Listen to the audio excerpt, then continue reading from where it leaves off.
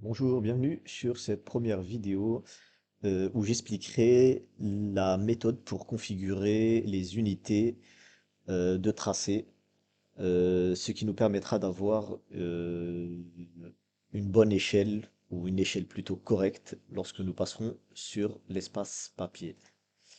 On se place sur l'espace objet en entrant la commande unit ou unité si vous avez la version française. On ouvre ça nous ouvre une nouvelle fenêtre qui nous permet donc de choisir nos unités. Donc pour les dimensions décimales, la précision, on peut choisir donc nos deux chiffres après la virgule. Pour les angles, nous on est plutôt en décimale, en degré décimal. La même chose pour la précision, deux chiffres après la virgule.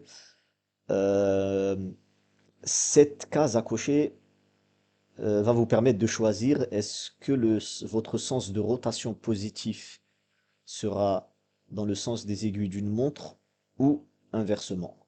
Donc si c'est sélectionné, votre sens de rotation positif sera dans le sens des aiguilles d'une montre. Sinon, ce sera à l'inverse. Et là, à vous de choisir votre dessin. Vous voulez le dessiner en millimètres, centimètres, mètres, kilomètres, toute n'importe quelle dimension. Nous, on va se mettre en millimètres. Allez, voici la config. Donc, on valide.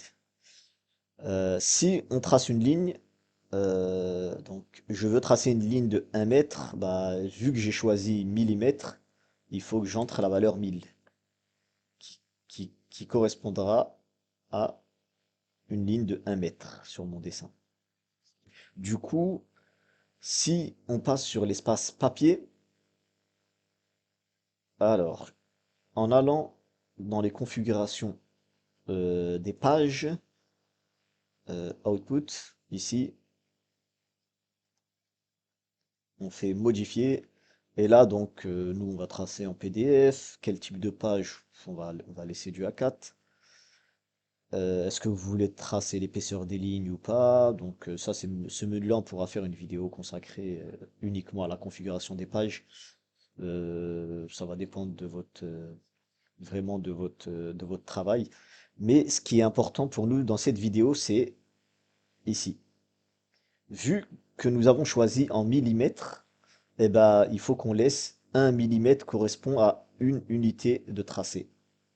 Par contre, si on choisit dans notre configuration, on aurait choisi mètre, et ben là on aurait mis 1000. 1000 millimètres correspondrait à une unité. Étant donné que nous on a choisi le millimètre, on peut laisser 1 sur 1.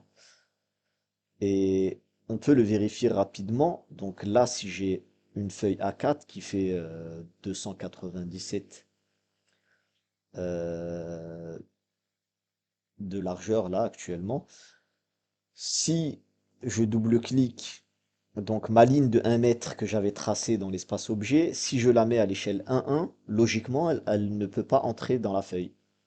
Voilà, elle dépasse. Parce que effectivement, là, je suis à l'échelle 1,1, donc pour lui, il trace une ligne vraiment de 1 mètre. Donc si vous essayez de tracer une ligne d'un mètre sur un vrai, sur du papier A4, c'est sûr que la ligne d'un mètre n'entrera pas. Donc si on se met 1 mètre, là on a 297, on peut faire un quart. Voilà. Et là, effectivement, la ligne entre, on a à l'échelle un quart. Et là, vous pourrez tracer vos dessins aux bonnes échelles. Donc voilà, petite vidéo. J'essaierai de publier plusieurs vidéos très courtes, hein, mais uniquement pour indiquer quelques bonnes méthodes ou manières de travailler sur AutoCAD. Merci de votre écoute.